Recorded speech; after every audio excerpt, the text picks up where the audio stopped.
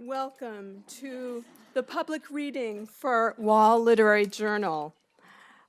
I'm Gina Victoria Schaefer, a professor of English here at Saddleback College, who serves as faculty advisor for the journal. My co-host this evening is Harry Foster, the editor-in-chief of Wall 2019. Aren't those dancers fabulous? Thank you. Thank you to all of you and to Professor Deidre Kavazi for coordinating the performance. Deidre is chair of the dance department here at Saddleback. I'd also like to acknowledge some special guests we have in the audience this evening. So please stand when I call your name.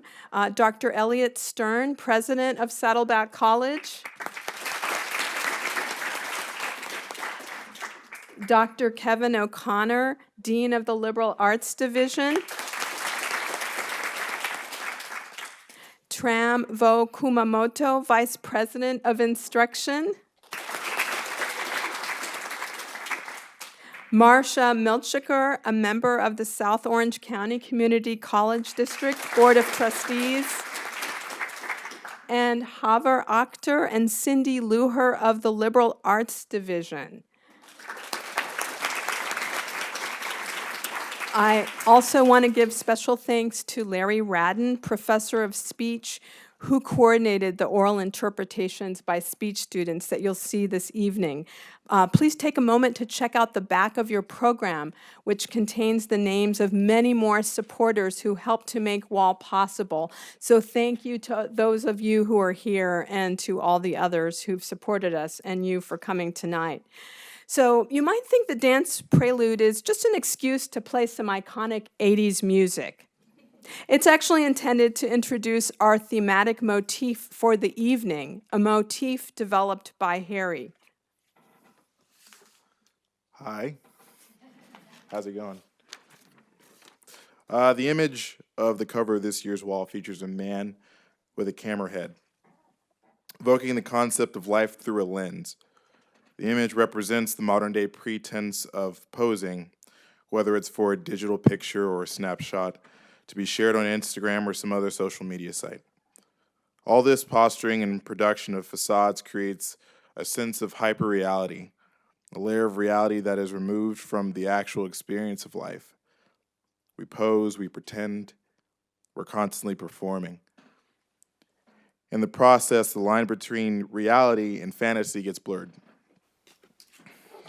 Harry noticed this concept through many of the works in Wall and established it as a unifying theme for the journal, as he explains in his eloquent editor's note on page 7.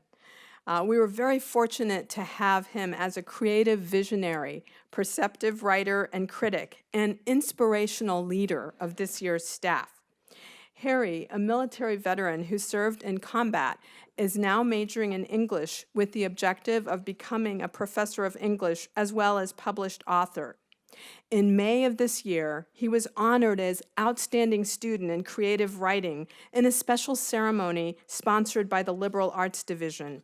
Over the summer, he attended an intensive workshop in the humanities at Columbia University as part of the prestigious Warrior Scholar Project, a program that provides transitional support for enlisted veterans seeking higher education. Before the next part, I'd like to say a quick thank you to all of the Wall staff that are in here in attendance. They had a huge hand in helping to bring this year's Wall to life. So thank you to all of you who are here. Every spring,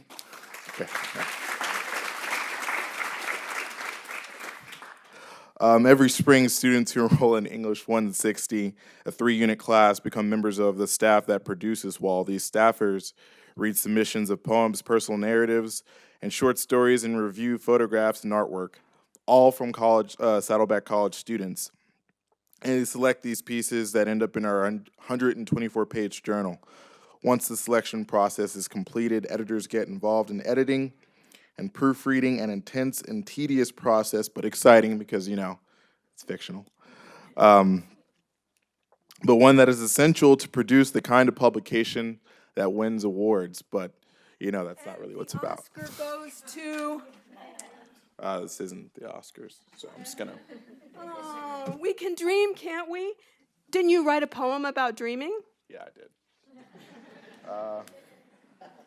No Oscars, but Wall has been winning national awards since 2012 in the national competitions among college literary magazines for 2 years in a row. The Journal was named Outstanding Literary Art magazine by the American Scholastic Press Association. Earlier this month, the Journal received the third place award in a national contest sponsored by the Community College Humanities Association. There's some individual awards. Fight Like a Girl, a photograph, received a third place award in photography. It's by Amy Kaplan.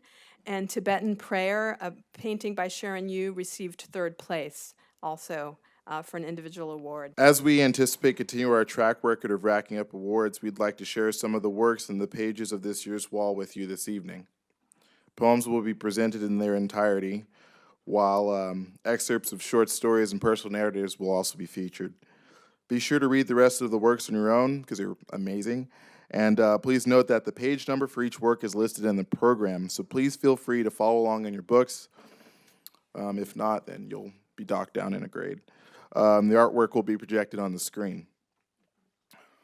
Our first presenter this evening is Harry reading his piece, Dreaming While I'm Awake. I woke up today, but I didn't stop dreaming. Yesterday I turned the pages of a Lost World adventure.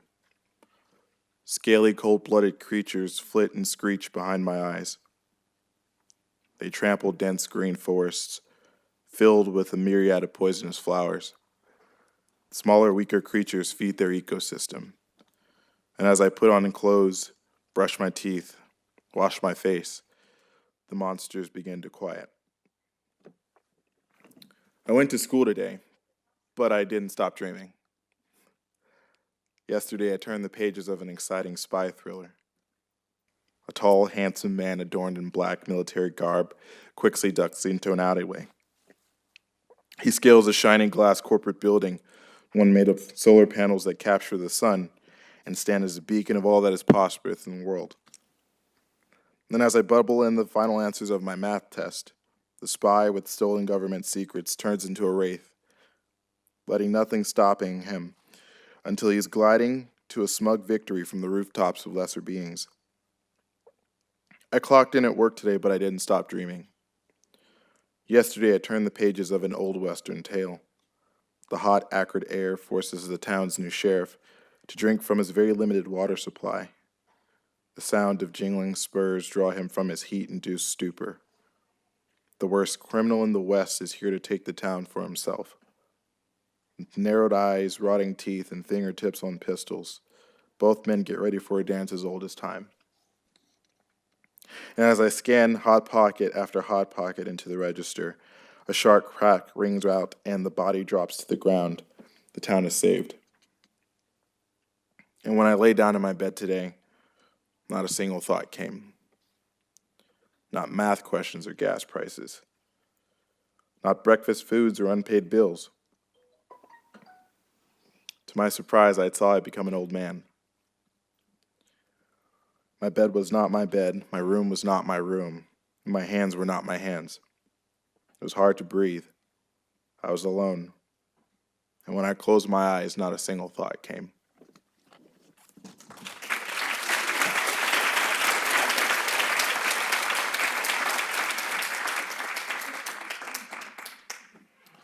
Our next presenter will be the author of South County Dreaming, as well as the poetry editor, one of them, from The Wall 2019, introducing Chris Dunshee.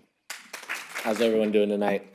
So my name is Chris Dunshee. I am, like Harry just introduced, the author behind South County Dreaming. This was actually my first attempt in exploring the field of creative writing. I had just started recently writing and was looking to explore it further, and took the Wall Literary Journal class with Professor Schaefer. And I was given this assignment to come up with a personal narrative.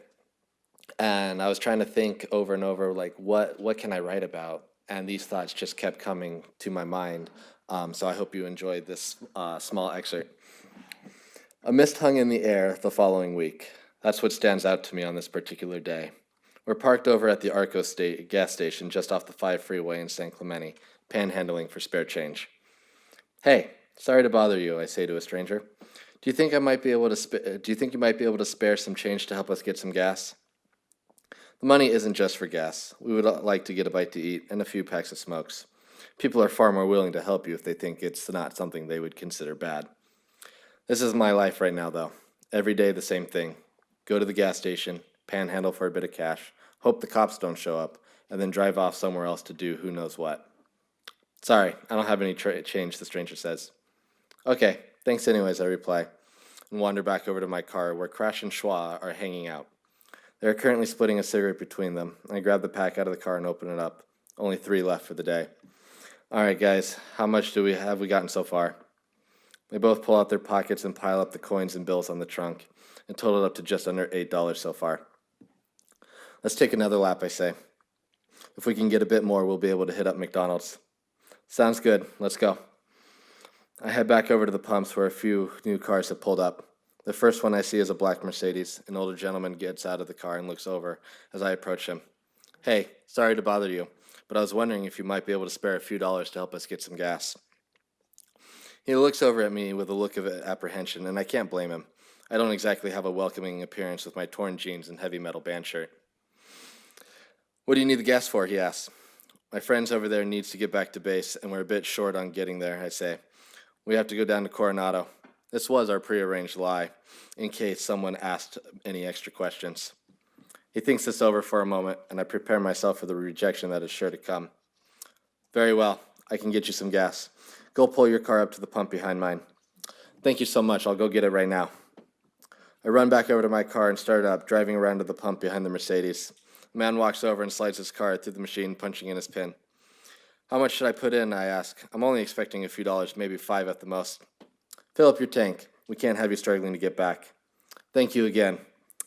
Crap. Now we have to go somewhere else for change. At least we can get smokes right now. Thank you.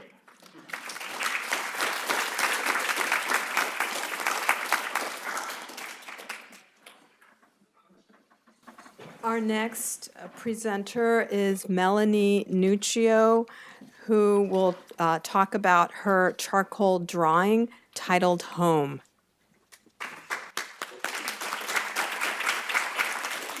Good evening, and thank you all for coming. I'd also like to thank Professor Schaefer for her kind but persistent emails, encouraging me to submit my work and talk with you all tonight. My name is Melanie Nuccio. I have been working on my art degree intermittently for over 20 years. My parents like to joke that they still have a kid in college. I've enrolled in college many times over the years, but a full-time job, a family, and life stuff have always taken precedence. A few years ago, I made the choice to prioritize my art practice. I wasn't getting any younger, as the saying goes, and it had finally dawned on me that life doesn't necessarily clear a path for you to study or create work. I'd have to clear that path for myself. I started attending workshops and figure drawing sessions, but quickly realized that it wasn't enough for me to simply build the drawing and painting skills I needed.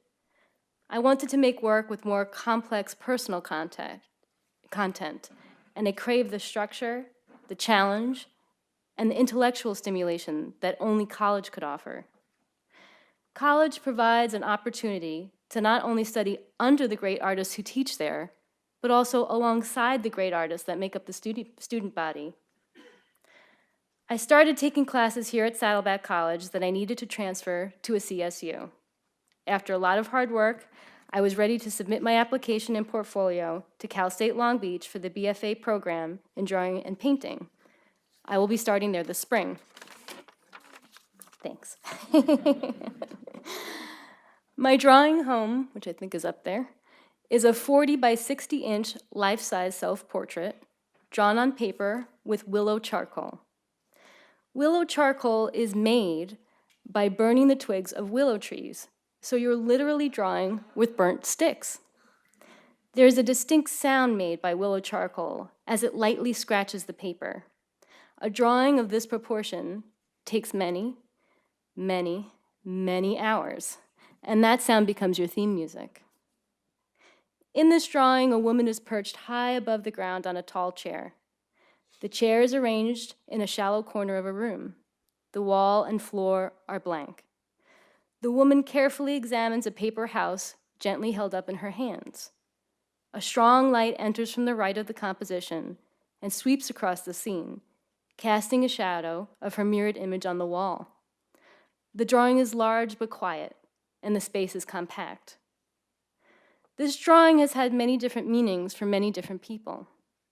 At the time I made this drawing, I was wrestling with my definition of home and my role within my home and within my family. I was navigating the ways in which I could take the space I needed for myself and for my art practice, and yet still be there for my family. Also, I have moved around a lot in my adult life and have often struggled to feel rooted in one place or find a place that feels like home. This drawing started with a deadline, as many creative works do. Also, like many creative works, it was a marriage of the formal orchestration and the narrative content. Like in any marriage, there are compromises, but those compromises can often lead to surprising and unexpected results. That is one of the many things I enjoy about making work, the discovery of where my ideas meet the reality of the medium. Whatever your medium, creating work is an opportunity to externalize the complexity of your observations, your experiences, your thoughts, and your feelings. The piece you create becomes a mirror that can give you perspective and help you to see yourself. At the same time, it becomes a way to reach out into the world and connect with others. Thank you. Our next presenter is Isabella Arnett, but she goes by Bella, I guess. And she served as the one of the personal narrative editors of Wall 2019, and she'll be talking and reading from her story, The Bubble. Okay, first, I want to say thank you to Professor Schaefer. You've been a wonderful mentor and have given me a lot of guidance in my writing. It can be a little sporadic at times. But yeah, you were great in Wall, and I just want to say thank you. So again, I know we've been doing this a lot, but so my name is Bella. I prefer that name. And right now I'm majoring in English. I want to go all the way, get my PhD, because I would like to be a professor. I do really like to write, though, so hopefully I'll publish some books, because it's that easy. And I also would love to be in editing, and that's why I enrolled in Wall, because editing is so important to me, and I'm really passionate about it. So yeah, hopefully I'm thinking about doing the Lariat next. We'll see. Maybe I'll just conquer all the works that you can do. But yeah, so that's me. My story, The Bubble, it's a little personal. So right now we live in Orange County, and I'm a very fortunate young woman. I'm super grateful. But my parents had super humble beginnings, and sometimes you can't afford groceries. So basically my story, I tried to make it a little funny and not as serious as I was trying to be, but sometimes you just have to remind ourselves of our humility. So yeah, I'll read now. With a cart full of groceries, I make my way to the produce section to find my son his special apples. As I'm comparing apples and mindlessly gnawing on my green contribution to global warming, I see a young woman walk in through the doors. My eyes follow her from the entrance of the store to the table of tomatoes not far from me. Undeniably beautiful and young, she looked a little suspicious. Not Winona in The Heathers suspicious, but more George Clooney in Any of the Ocean suspicious. She was scoping out the fruits, and I took it upon myself to go on Nancy Drew in the produce section and watch her with as much focus as when I'm waiting for my Krispy Kreme to come off the conveyor belt of glaze heaven. Then I see it. I see this woman, this delinquent, steal. I watch her copiously stuff oranges, apples, tomatoes, fucking lettuce into her ratty dumpster bag. Shameless. What a thieving little shit. No money, get a job. What's with people and expecting a free fucking ride? I feel the heat climb up my neck and seep into my face, flushing my cheeks. Why? What business do you have with what she's doing? I scour my mind for a real reason to be upset, but I find none. Why do I feel so obligated to hate this thief? I should just get back to the fucking apples. Go back to the apples, Laura. Why make this your problem? Because you have a bone to pick, Laura. That's why. What else do you have to do that's any better? Should I tell management or do I just call the police? Shit, she's leaving. Without even a millisecond of hesitation, I run my Lululemon ass out of the front doors to follow the thief and nab her. I dial 911 on my phone, waiting for my finger to press the call button. This isn't your problem, Laura. Why are you making this your problem? Go back inside. My run changes to a stalk around the grocery store into the back parking lot. Hide your purse. I realize that she not only stuffed her rat bag to the brim, but also had the audacity to bring a fucking basket with her, full of more stolen groceries. I see her heading to a really shitty car, like super shitty. I can't even find the make and model shitty. All right, she's making a run for it. Press the call button. She opens the car door and I'm about to press the green button on my phone when I watch two children, a boy and a girl, no older than 3, tumble out of the shitty car in excitement. My heart drops. The kids tumble out and jump up to greet the woman I'd been following. They look just like her, beautiful little kids. I look closer and in the car, I can see pillows and duffel bags stuffed in the back seat. Are they living in their car? They live in their car. I watched her unload her purse and the basket of groceries and turn the basket over to create a makeshift table to prepare the food she just stole. She is making sandwiches, deli meat, tomatoes, lettuce, and all. Shit, Laura. Shit, shit, shit. I am rooted to the concrete under my feet. I feel the blood drain from my hands and face as my phone slips from my fingers and the young woman and her children look at me. Her face is painted with panic and anxiety, the kids with curiosity and playfulness. All I can do is stare. We watch each other, each waiting for the other's next move. I drink in the youth of her and the fear that swims the surface of her pale skin and bright eyes. I see myself for a brief moment in her expression, and I feel myself filling with a fog of regret and sympathy. That's all for now.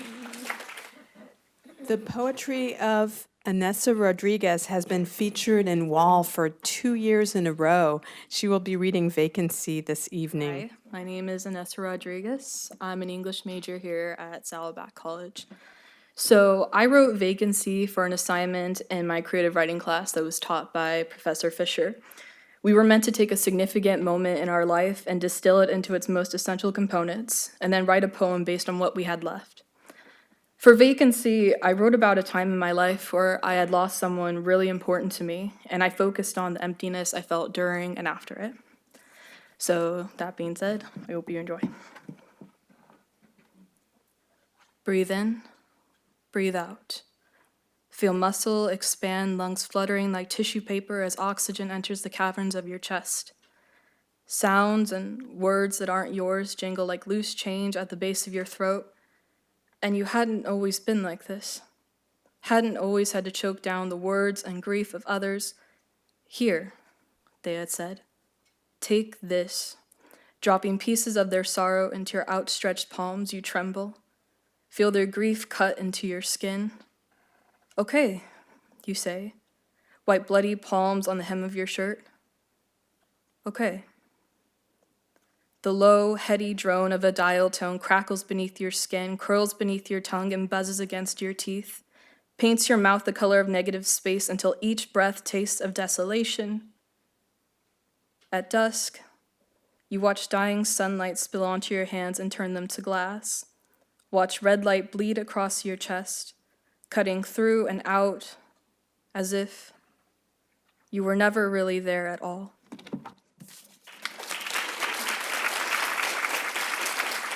Among our featured works this evening is a piece titled Visions of a Diplomat by Susan Austin. Well, so far I have been inspired. I had prepared a very short piece here, and I'm going to expound a little bit, but let me first begin by saying it's a pleasure and an honor to be here today, and I'd like to thank Professor Schaefer for reaching out to me and, again, being very persistent in reminding me to submit my work. I want to thank, again, Professor Schaefer and the editor. for selecting my 3D sculpture for inclusion in the wall for this year. My name is Susan Namazi Austin. I'm studying fine arts at Saddleback College with a focus in ceramics. I'm actually a lifelong learner, and I have a very diverse background. I've studied anthropology, ecology, biology, archaeology, art history, and now I'm focusing on the fine arts over the past 5 years at Saddleback. And I feel like I'm going to continue being a lifelong learner as I explore various aspects of the arts. So this particular piece was inspired or came to be when I took Barbara Holmes's 3D class. In that class, Barbara, Professor Holmes, gave us an assignment. Our assignment was to transform a chair. And at the time that I was trying to figure out what to do with a chair, my father had just begun in the past year to draw and sketch and make all kinds of very imaginative, creative art.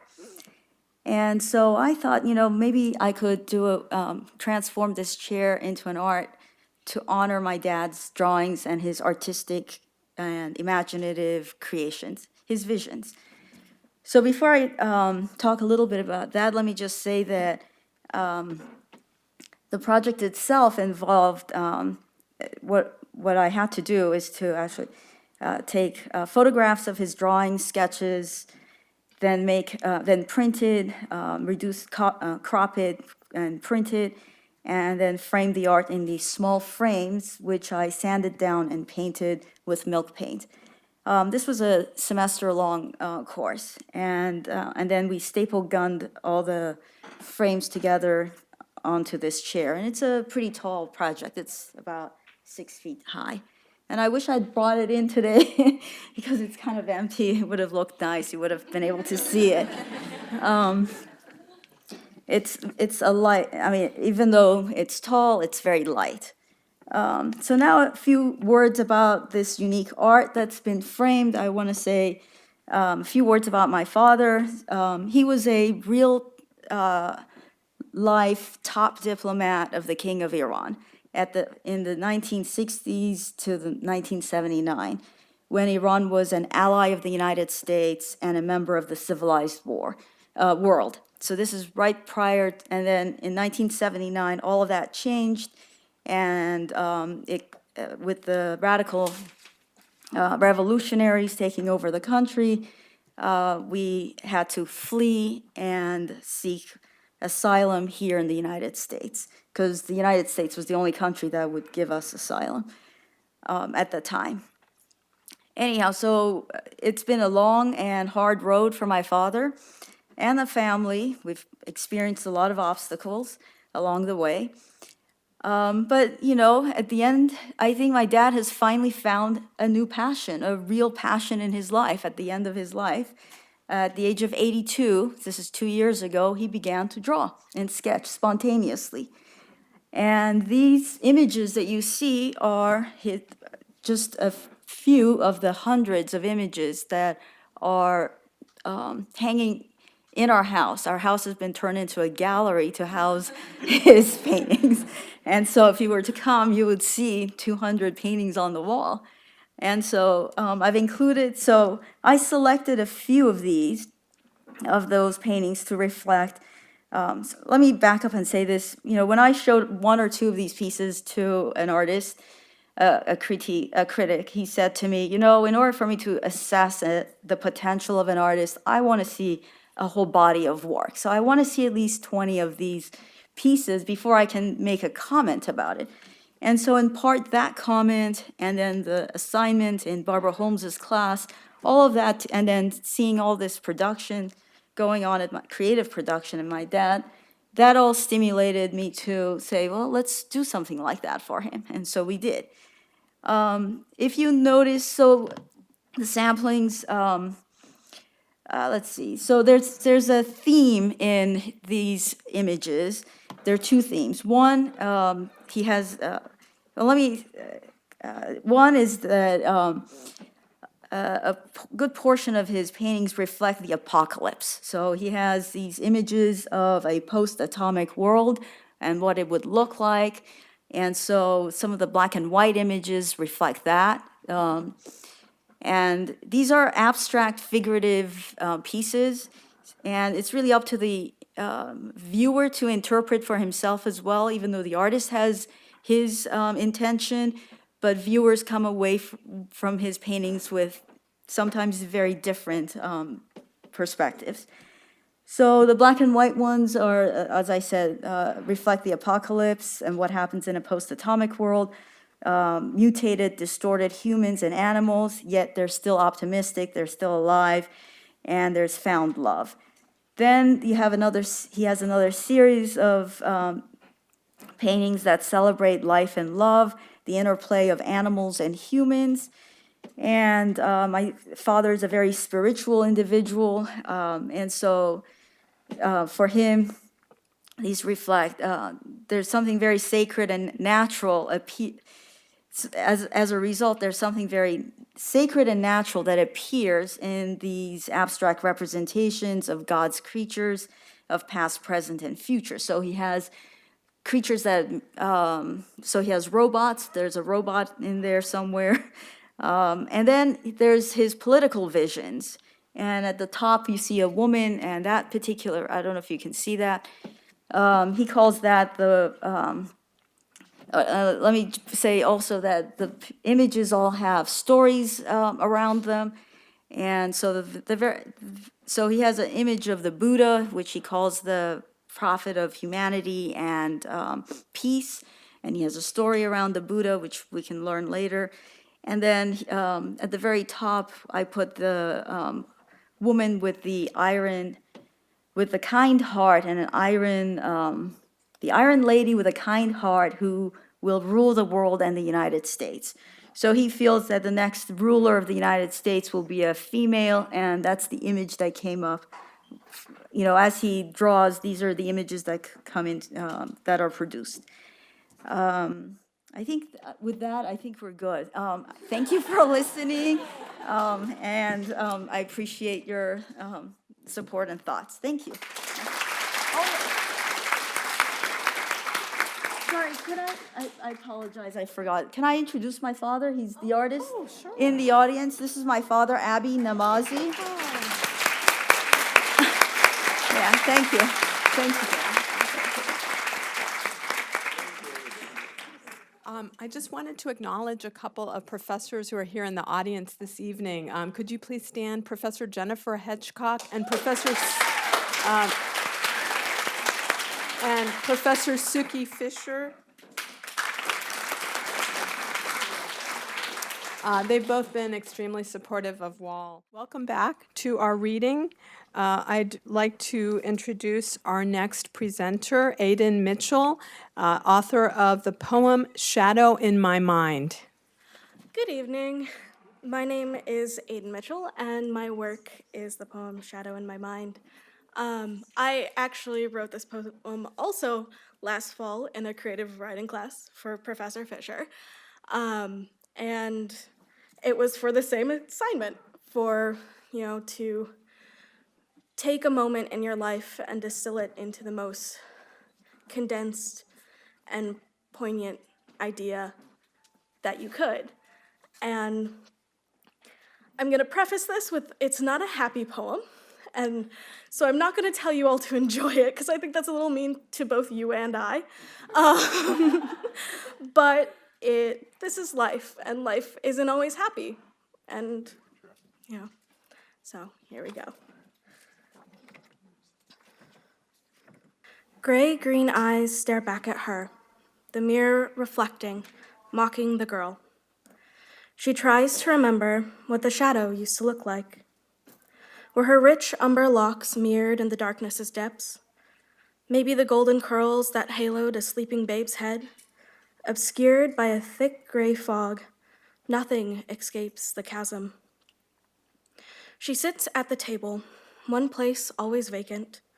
Looking around at those gathered, 2 boys, grandfather, grandmother, she tries to remember what the shadow used to look like. Were the cobalt eyes of the young boy hidden in the abyss? Perhaps instead, the forget-me-nots that bloomed in the infant's oculi, withered and died deep down in that pit. A voice rang out, soft and comforting.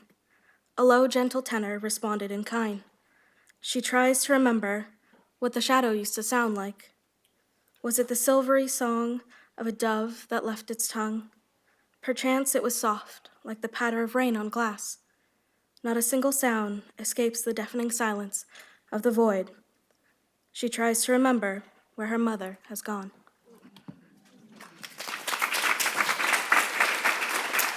Next, we'll have Brandy Michelle Ortiz. She wrote Flick. It's an amazing short story.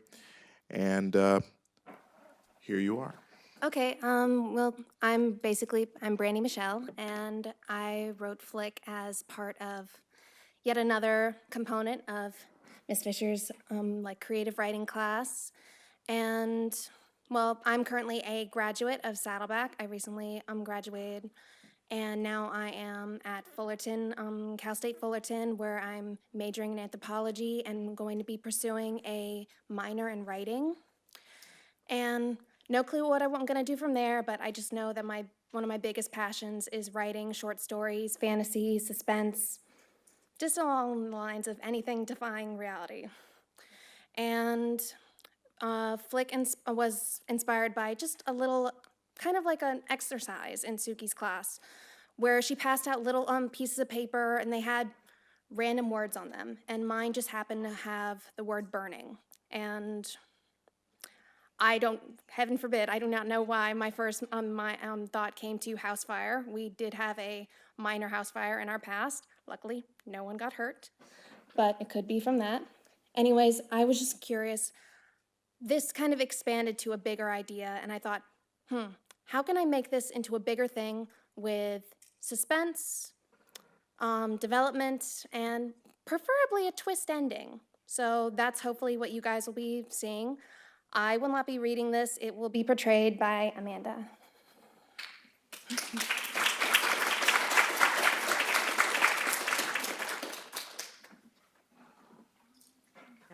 Amanda Franklin will be presenting the oral interpretation.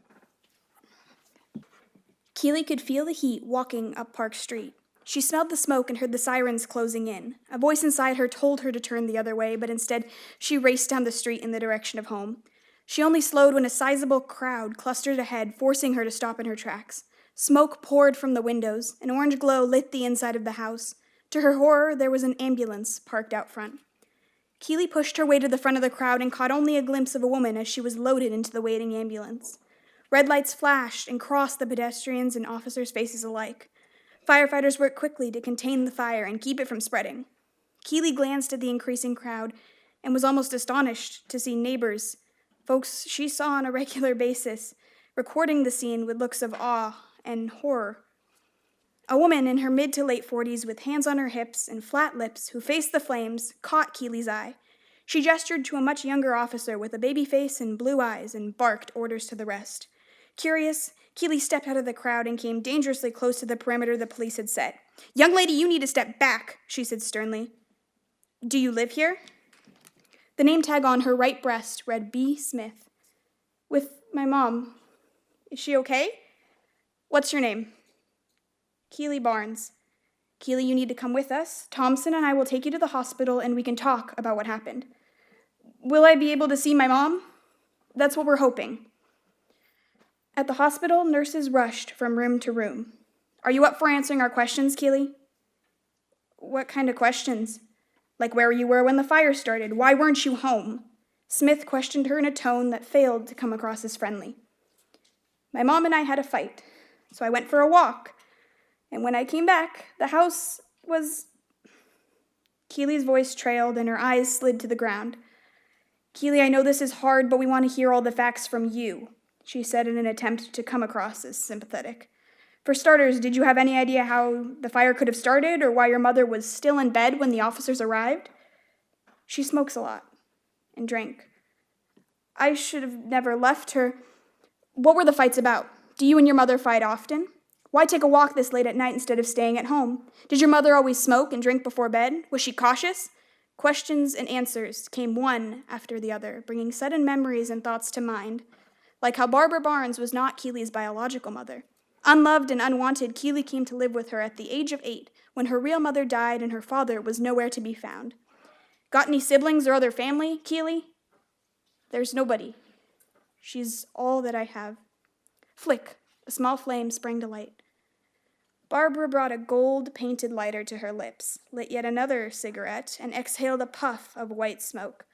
Her lips left a red lipstick stain on each and every cigarette she huffed. Flick. Keely, get your ass in here now, she screamed, tossing clothes everywhere. The living room was a disaster, with furniture upturned and scattered. What did you do with my cigarettes? They aren't good for you. What did you just say, you bitch? She was cut off by a hard slap to her face, launching her to the carpeted ground. Next time you talk back to me, consider the consequences. She flipped the lid of her prized golden lighter, and a small but harmful flame came to life. Flick. Smith removed her hand. I asked if there was someone we can call for you. There's no one. What happens to me now? Social services will take over from here, but Thompson and I will keep in touch until they find somewhere for you. Don't blame yourself, kid, she said in a solemn, soft tone. There's nothing you could have done. We'll keep in touch, but until then, take care of yourself. Thank you, officer. Call me Brooke, she said reassuringly as Keely got into the car. As Smith and Thomas vanished from sight, Keely took a deep breath in and exhaled, slumping into her cushioned seat. Away from them, she could finally breathe. Further and further from the rank hospital, she could feel her lungs gathering grateful gulps of free air and utter ecstasy. Any tears she had shed in the lobby were long since dry. The driver up front paid her no mind as a smile crept onto her face, her fingers fiddling again with the contents of her right pocket. Carefully and slowly, she revealed a golden case and brought it close to her curved lips. Flick. So this is an illustration that goes along with the story of Flick. One of the features of Wall is that we have illustrations of some of the pieces. And Candace Meredith unfortunately couldn't be here this evening, but she was one of the 3 members of the design team, Marvell Wee, Candace Meredith, and Doug Nason. And they did, Doug is here. So Doug, thank you for being part of this wonderful design team. And they were responsible for the layout, the design, all the visuals, the cover elements. So they did a splendid job. I would like to read a statement that Candace sent me about this piece. Candace is a self-taught graphic designer who's been working on various projects over the past 15 years. She was honored to be part of Wall this past year and leave her impact on Wall's 2019 publication. Her inspiration for her artwork for Flick came from the solid imagery the author created around the importance of the lighter. The black flame represents the hardships the main character went through in her past, and the brightness it exudes represents the house fire and the relief Keely felt towards the end of the short story. Candace is truly thankful to have been a part of this year's production of Wall and hopes you all enjoy the artwork, layout, and design. Thank you from Candace. Next is Jane Hardy's poem called Whiskey Dance. So instead, we're going to read her bio from the back of the contributor's bio section. Jane Hardy is studying early childhood development at Saddleback and will transfer in the fall to Cal State Fullerton, where she will begin working toward her degree in theater education.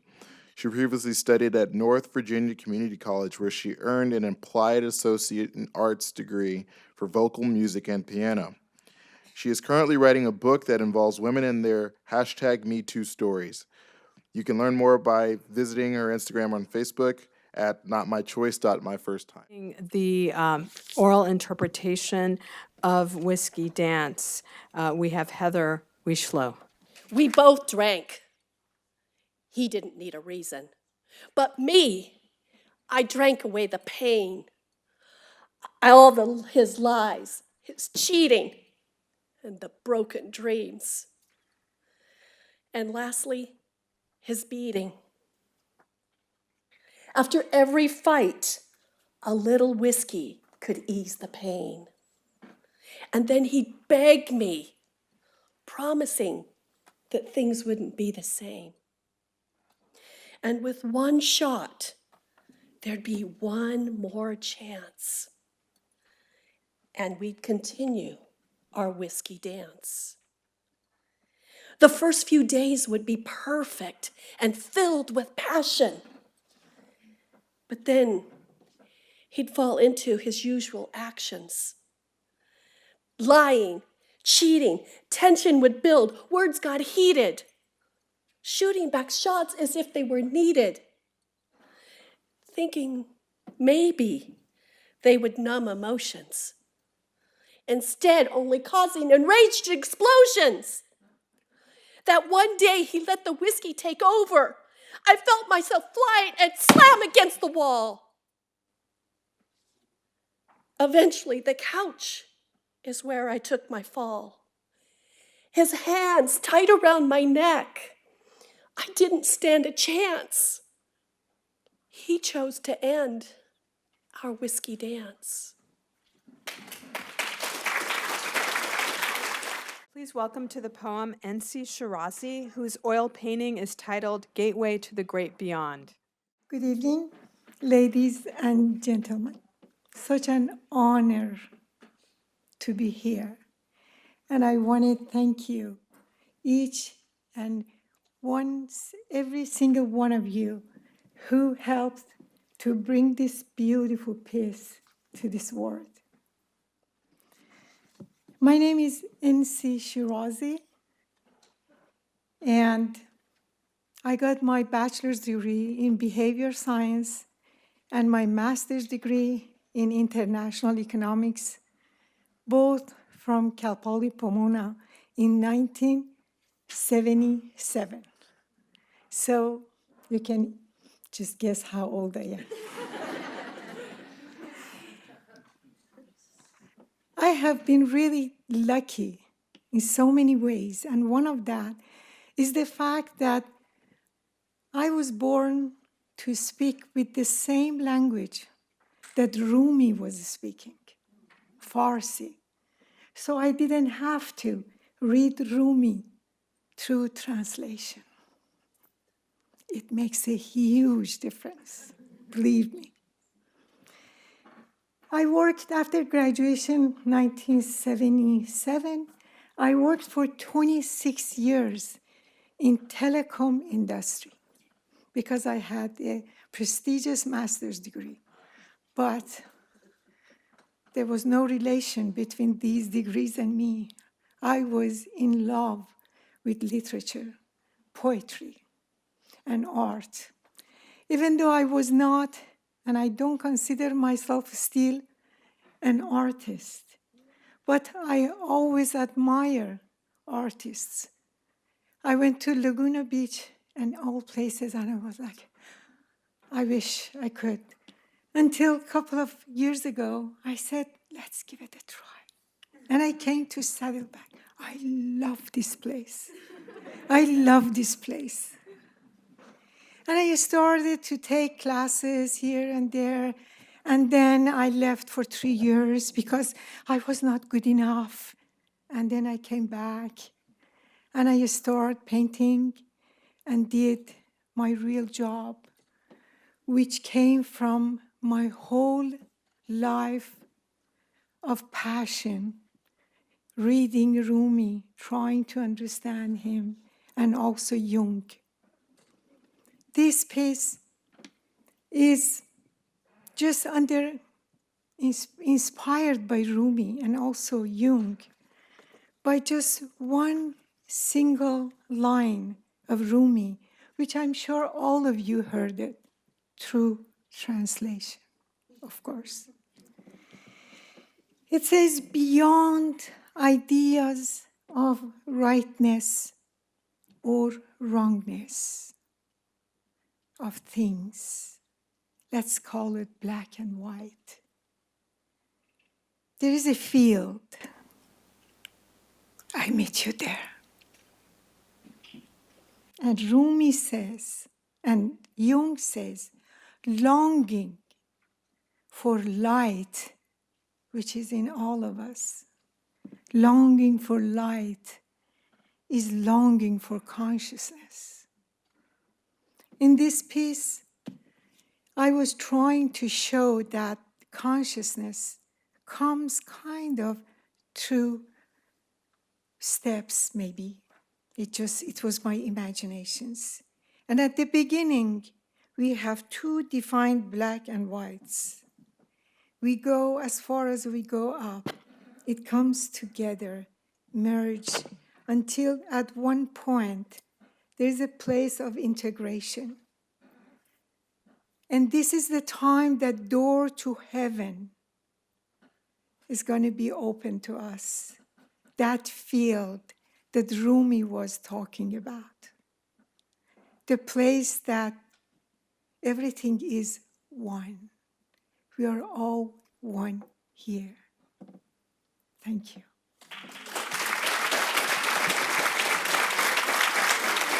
The next featured piece is called Blindness, which is a personal narrative by Cherie Vega. Please welcome to the podium, Cherie Vega. It's a joy for me to be here, and I share in NC's passion and zeal for Saddleback. I feel like this is my home.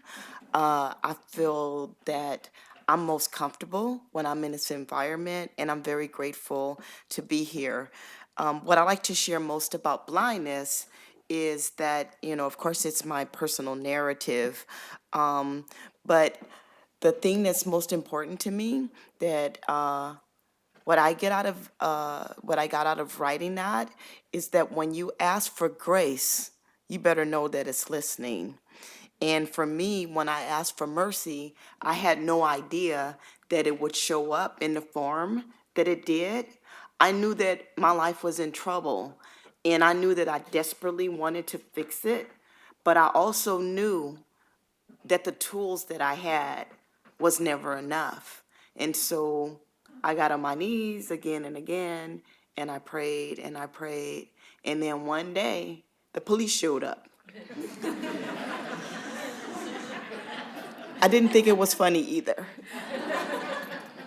But what came out of that was 3 of the most powerful words that changed my life, and I'll never forget it. And I was resentful at the time when the judge said, "Go get better," because I thought I was good. And it's like, what do you mean? From there, what blindness demonstrates is what happens when you begin to care, when you know that you care more about another person in situations than you do yourself. And in this situation, the pain that I was causing another person, I had to look at it and examine it. And it was very impactful for me. And indeed, my life did change. Thank you.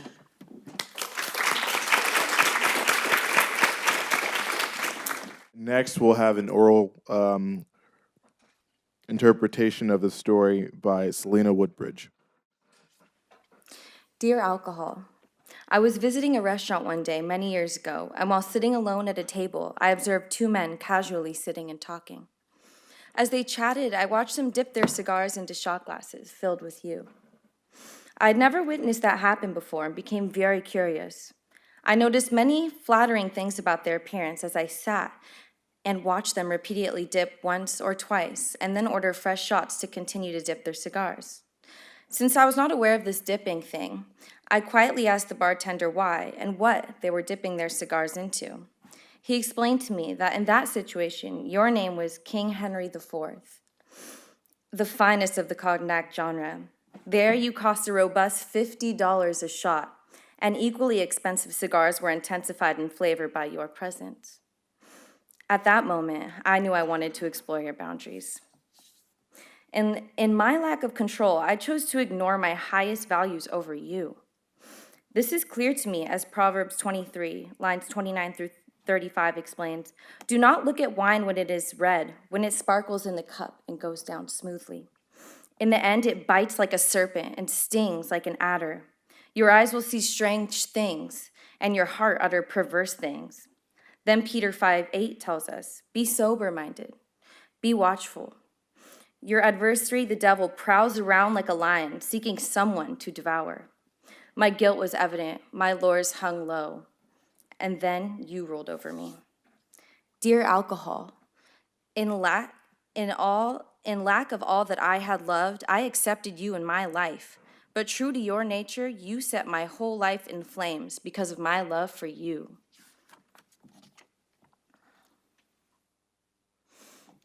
However, between then and now, a great deal has occurred. I found myself in a strange place I thought I'd never go. Dark things happened, yet I have trouble distinguishing the reality. I stood handcuffed, feeling isolated, abandoned, baffled, and weak, defending and protesting the demoralization I bear witness to due to my consenting involvement with you. Never again, I told myself. Your seeds don't always produce luscious fruit. The harvest of your season didn't blossom with gaiety. It's true, alcohol. I had been forewarned to beware of your soft whisper and not to answer your wooing, but in your nature, you certainly had me. You obliged me soulfully with your charm. You had the audacity to demand my attention, and I surrendered. In my weakness, I gave in to your cunning ways, only to awaken to the raft of your loud and scorning temperament. Although I understood the seriousness of the situation, I knew my worst day wasn't the day I earned my first, second, or third driving under the influence. It wasn't the day I begged the court to release me from custody and was promptly denied. It wasn't the day I mourned over being severely dehydrated and begged for fresh water and was denied. It wasn't even the day I looked into a hazy mirror and the reflection revealed a slow demise. It was a different day, unlike any other I had in my life until that point. I'd lived a privileged life, but one day things changed. When the judge said to me, "Go get better," I screeched in my inherited agony. They wrote about my attachment to you, claiming that I had become a full-blown menace, no longer to be trusted in my own wit. As your charm over me wears away, I sat in a dungeon of silence for 40 days, appealing to my Creator to give me a new name. I am and still can be a daughter, a wife, a mother, a friend, a good neighbor. My mother came there to console me. Her eyes cried out in misery to see me held in abrupt captivity. I stood locked away through a shield, bearing witness to her powerlessness. I can testify today, no jail could manufacture the pain radiating from within me from the look in those eyes. My poor heart howled in melancholy. Death would serve me better than to take my refuge from the fear in those eyes. I knew her deepest prayer was not to come there on that day, to that place, to claim me. Seeing the pain in her eyes made this day the worst day of my life. Something in me had to die, root and all, for me to live again. It only takes a flicker of light to break the darkness of a cave. Alcohol, I will keep my promise to listen and be patient with myself. I promised myself to be careful with my feelings, my hopes, and my dreams. I will support my desires and love myself to the utmost. I no longer need you. I had a rebirth with the great power that I called upon to save me, the great I am. It heard my cries and my prayers in the darkness and mercifully answered my call. You know it to be true. My voice today is well reserved and without remorse. I commend you to a final farewell.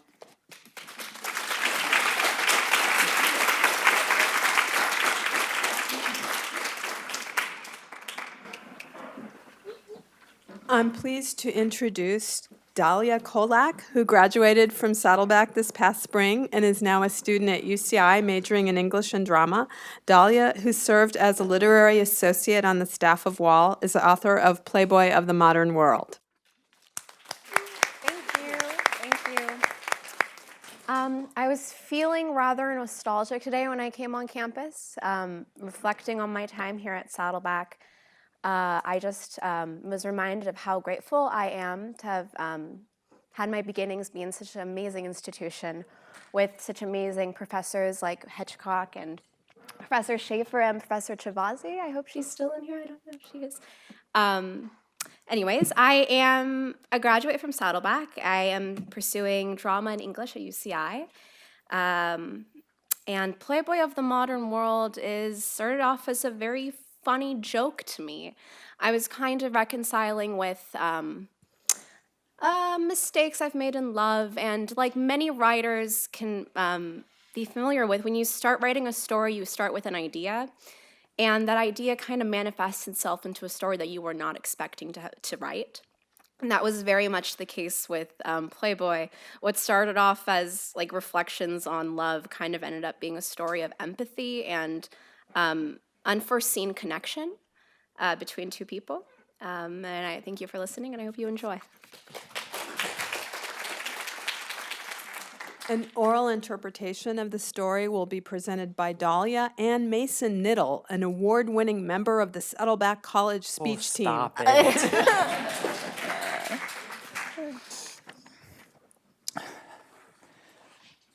Good times don't come from comfort zones. That's what I kept telling myself on the way to the escort's house. I'm not sure if calling her an escort is just, but we met at a karaoke bar, and she handed me a business card. Her name and number were written in blue calligraphy. I wasn't going to call her. It's not my style. But a friend told me to man up and get laid. I hate that phrase. Get laid. Entering her loft was like stepping into an antique store, the kind that organized itself to look like an actual house. She took the 2 empty wine glasses off the coffee table. I'm sorry, this place is a mess. I just made some tea. You want some? It's okay. Your place is really cool. Her mattress was without a frame on a Persian carpet. Beside her window were 2 4-foot stacks of books, the coat hanger, a Christmas tree, bras and lingerie as ornaments. Grazie. You know, I'm not one to believe in safe spaces, but this is my mecca. Her smile made sure you thought that was funny. I walked to the kitchen counter and saw a large painting of a woman being eaten out by a squid. She was trying to tie her hair into a bun when, looking up in a whim, she said, "Oh, my dad got me that from Japan. It's by Katsushi Hukasa. Painted in, like, I don't know, the 18th century or something. It's crazy. They were more in tune with their sexualities then." "Yeah," I said, not quite sure if I agreed. "Crazy." She was staring at the painting with her hair gathered in a haphazard bun. You noticed her face was ruled by sharp angles. Her jawline, her Roman nose, the sharpness of her features demanded a respect not often attributed to her kind of beauty. Well, I'm going to put on some music and then let's get to it, shall we? Yeah, sounds good. Everything that came out of my mouth made me sound like a prepubescent boy whose sexual escapades were limited to his father's Playboy magazines. She walked over to a record player and kneeled by a wooden box to find a vinyl to play, and I walked to her bookshelf. Alice Walker, Elizabeth Bishop, Anais Nin, nothing you'd read in public school. Wasn't Tropic of Cancer the book Jerry Seinfeld forgot to return to the New York City Library? He rented it in the 70s, so the fine was... She highlights too much. The fine was a lot. It was. She walked to the bookshelf and leaned her body on its edge. You know, I own so many books that I haven't read. I thought I'd have more time once I finished college, but every day seems to pass with being occupied with such trivial duties. In a pause, she took a breath and looked out the window. Or you know what, maybe I'm just making justifications for my lack of willpower to sit down and read all 700 pages of Being and Nothingness. I turned to put the book back. She proceeded to sit cross-legged on her velvet couch. There was something light about the way she carried herself, something almost childlike in her confidence. It seemed like she was nervous, but was trying carefully to act like she'd been here before. Anyways, Venmo? Whatever works for you. I liked the idea of sliding an envelope on the nightstand table quietly, walking down to the bar next door, ordering a whiskey, and pretending I was a posh businessman now ready for a meeting. It's 1950, I'd tell myself. Nice girls don't stay for breakfast. Let's sell some cigarettes. Cool. What's your username? Virginia Woolf's lover. Your ex named Virginia? No, but my ex loved her. She chuckled. It seemed genuine. I wonder how many orgasms she's faked. I sent the request. Listen, I'm just going to go down the logistical stuff. You said you were tested. How recently? Last week. She blinked in double time. I've been anticipating this. I most certainly have not. Oh, is it your first time? No. I meant with a sex worker, Virginia boy. What are you into? Role play, bondage, domination, any fetishes? I wanted to run to the window and scream every bit of my manhood out of my veins until I was empty and clean. I'm vanilla. Can I use your bathroom? Down the hall to your left. Be careful with the cat. I'm going to undress. Yeah, cool. The bathroom smelled of a feminine men's cologne. The marriage of vanilla and musk, my reflection glared at me. Disgusted in my inability to not think of my demise, this artificial pre-performance was suffocating. But I need this. I needed the reassurance that intimacy was possible with someone who doesn't know me at all. The last time I made love was to Bridget. When we kissed, she didn't move her lips. She stood still with her eyes closed shut as my face parted from hers. The next night, she told me she needed space in order to find herself. I opened the bathroom window. New York City's sound is convenient when you're trying to drown out your mind, particularly when it's raining. The windowsill was embellished with wax candles, the kind decorated with religious iconography of Jesus and the Virgin Mary. Beside the candle lay a tube of lube, and a dildo. I closed my eyes and tried to be present. I'm never present. I paid close attention, listening to the overlay of sounds, police sirens, children jumping in puddles, 2 Indian women chattering on the sidewalk, and the tune playing from the other room. It changed from jazz to folk. She doesn't realize Karen Dalton isn't what comes to a man's mind when he's trying to get it up. I went back to the sink, splashed water on my face, and stared stone cold at my reflection. My eyes were miserable, begging for mercy. You're gonna go in there, you're gonna pretend she's Joan from Mad Men, and you're gonna bang her brains out. When I stepped out of the bathroom, she was already naked. Come here. That I did.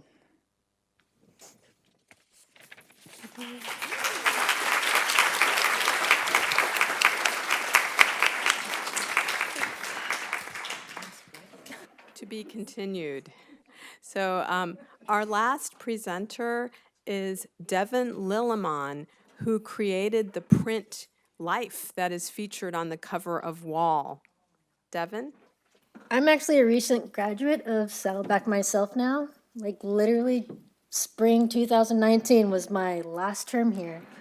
It was like one of the biggest steps. At the same time, this was one of the prints that I actually put on display in the student gallery. It was the first time I actually ever in my life put my own work on display for everybody to see. Because it was like my last semester, so like, why not? Like, to be honest, I never thought I would be standing here in front of you all. I never knew that my art would actually be featured as a cover to a magazine. So this is like a huge step. So I'm actually an animation major. I'm at Cal State Fullerton, hoping to get in the program. Got my portfolio in, let's, thumbs up, people. Awesome. Okay, so this piece actually stems from my intrigue with social media. There's always been something that I found intriguing. Was like, I just look around my friends, they're always posting where they are, what they're doing, everything. And it was like, I just took a step back. I was like, who's looking? Who's looking at your feet? Yes. But there's another thing, like social media for artists is like one of the greatest gifts. We are able to expand, show more people, but people don't look at the other side of the blade. The darkness, the people that we don't want to see, like we put these things forward, not expecting any conflict, anything. Social media allows now stalkers to have access with you not even knowing now. So this is where this art piece stems. This is like the big brother figure to our world. These unknown eyes to these faces we don't even know. But it also presents another thing. It's this image now that we present. We know all these people are looking at us. If you have public profiles or in private, we now have this saying, like, oh, if I don't post it, it didn't happen. Like this, for me, that's astounding because it did happen. Like you don't need a picture. For me, it's just like, why? But that's the thing. It's like now we're in a culture where this is the standard. And for me, it's like it takes a bit away from your own privacy. We're losing a part of ourselves in order to be accepted by the world around us, instead of just saying like this moment, this belongs to me and me alone. Thank you.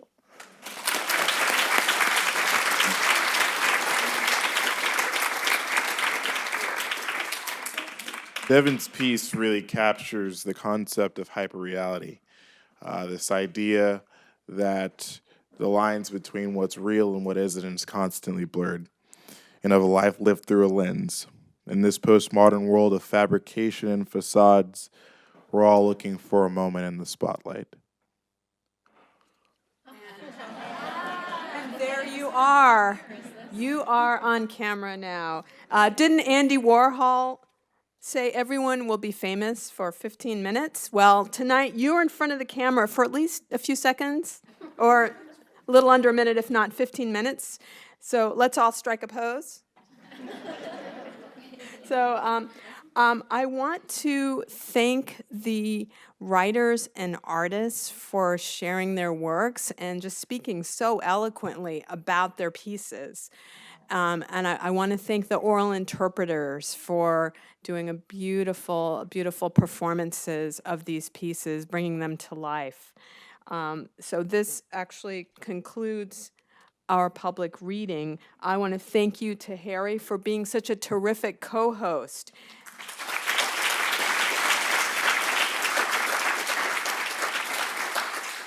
And superb editor-in-chief. And thank you all for being such a great audience and sharing life through the lens with the writers and artists from this year's wall. Thank you. Please come back next year.